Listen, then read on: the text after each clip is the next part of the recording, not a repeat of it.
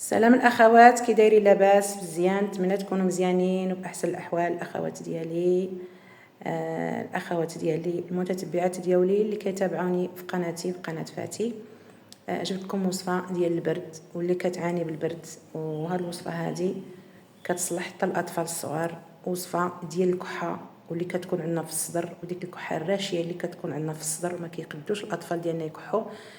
جبت لكم وصفه مجربه وهذه الوصفه غادي نحطها لكم وغادي تشكروني عليها بزاف بزاف الاخوات المتتبعات ديالي اللي كيتابعوني في قناتي وكيديروا فيا الثقه.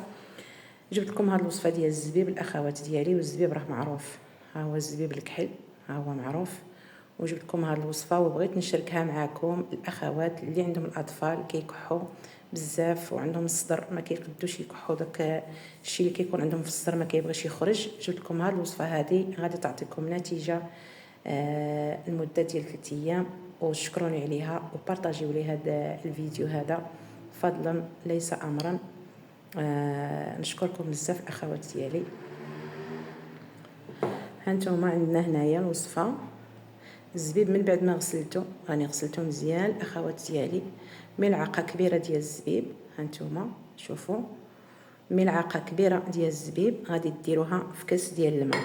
كاس هنايا غسلوا مزيان الزبيب، كيكون فيه حتى داك التراب. اخوات ديالي من بعد ما ديروا اي حاجه تغسلوها.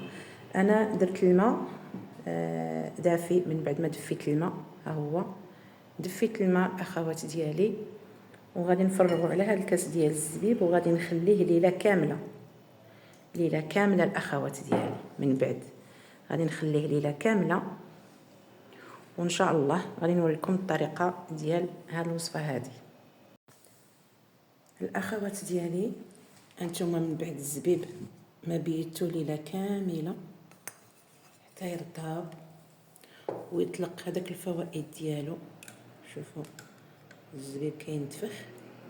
انتما الاخوات انا غادي نطحنو في الخلاط الكهربائي، غادي نطحنو الاخوات في الخلاط. انتما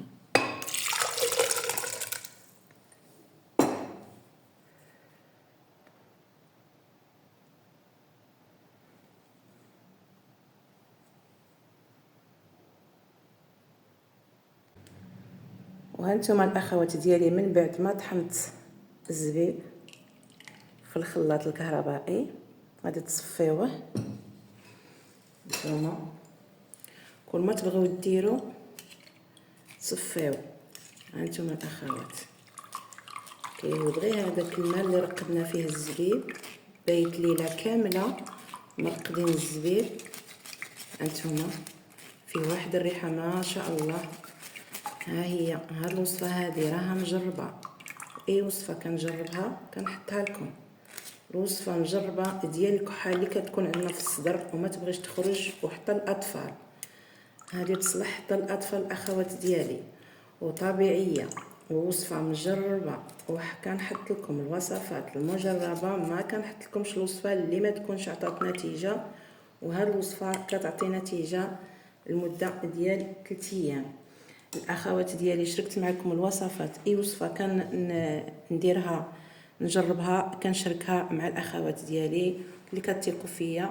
هانتوما وصفات طبيعيه. هذه الكحه ديال اللي كتكون في الاطفال، هذيك الكحه الحاده اللي ما كتبغيش تخرج بالصدر، انا شاركتها مع الاخوات ديالي، ونتمنى تجربوا هذه الوصفه هذه. وهذه الوصفه راه كتعطي نتيجه لمده 3 ايام.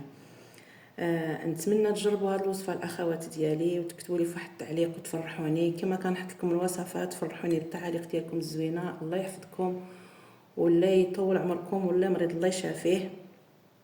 بارطاجيو لي هذه الوصفه هذه الاخوات ديالي.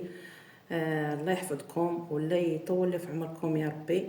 وان شاء الله الى وصفه جديده ان شاء الله، الى فيديو جديد. شكرا بزاف، الله يحفظكم والله يخليكم ليا. مع الوصفات ديال فاتي. هانتوما كنجيب لكم الوصفات الجديده.